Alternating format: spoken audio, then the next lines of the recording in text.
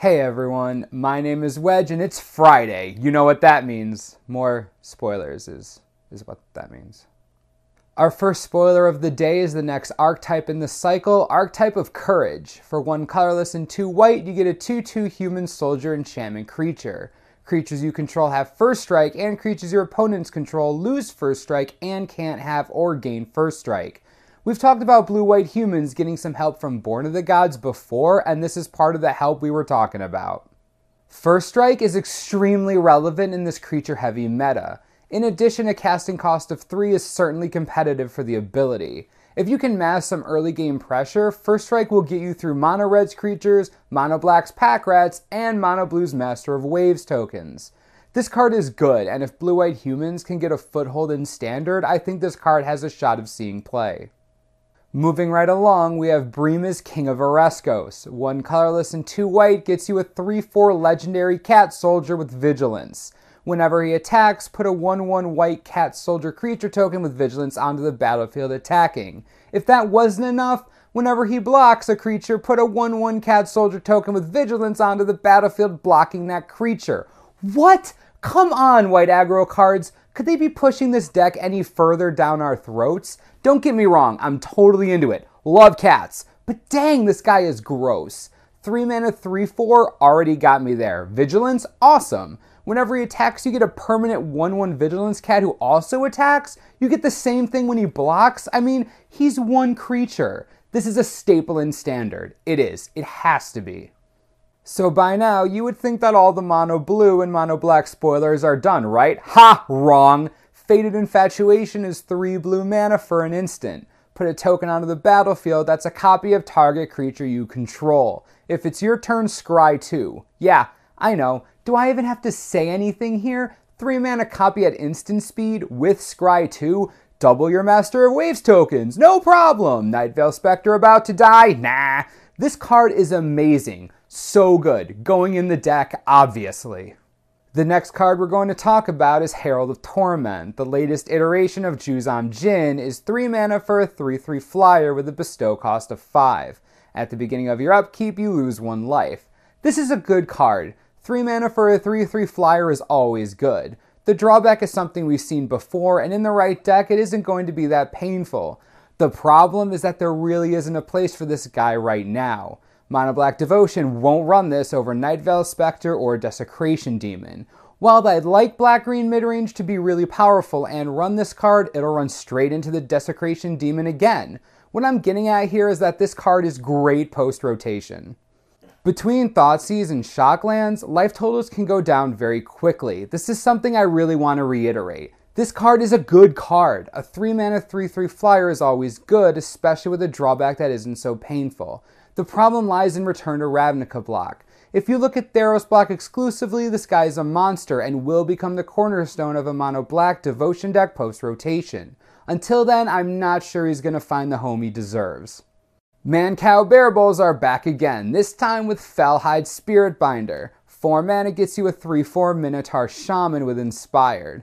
Whenever he becomes untapped, you may pay 2. If you do, put a token onto the battlefield that's a copy of another target creature, except it's an enchantment in addition to its other types. It gains haste and exile at the beginning of the next end step. So basically, he untaps, you pay 2, get an enchantment creature token copy of a creature in play, it gains haste, you bash someone in the face with it, then you exile it. This is a cool card. 4 mana is expensive and he doesn't have haste himself, but there are already a bunch of ways to trigger Inspired. Not only that, but think about the creatures you can copy with this. Any devotion-based creatures you can think of. I don't know. There aren't that many good enter the battlefield devotion-based effects right now.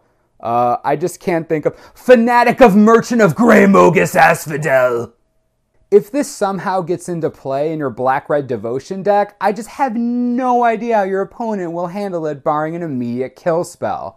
The card's ability is disgusting and has real potential. The only problem is that he's 4 mana. I have no idea where this guy is going to end up, but Minotaur Shamans seem to have some seriously crazy abilities lately. We were graced with not 1, but 2 archetypes this morning. Archetype of Endurance is a ridiculous 8 mana for a 6/5 board that gives all your creatures hexproof and takes hexproof away from all your opponent's creatures. The ability is extremely powerful. Hexproof is obviously very strong, but for 8 mana this thing is an investment.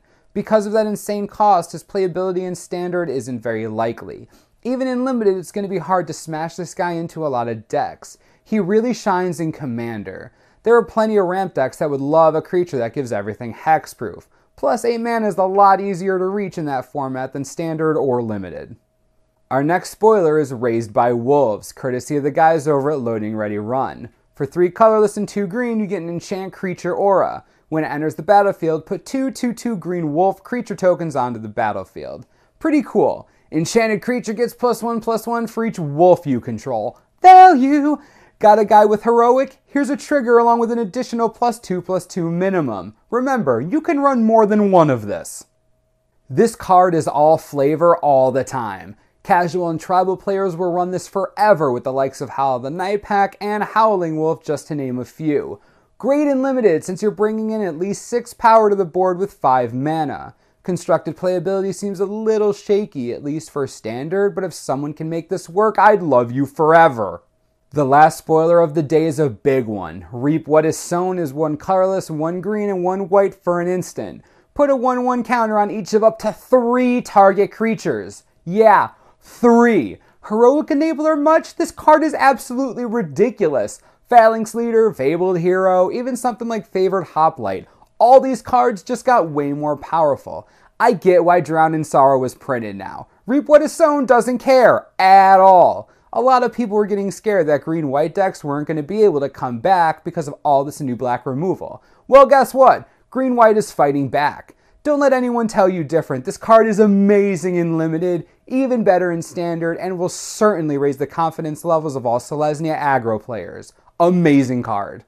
Just when I thought Wizards was going to take a rest from spoiling high priority cards, they go the exact opposite direction with them. Between Brimaz, Fated Infatuation, and now Reap What Is Sown, this set is going to be truly impactful on Standard and will certainly create an amazing Limited environment.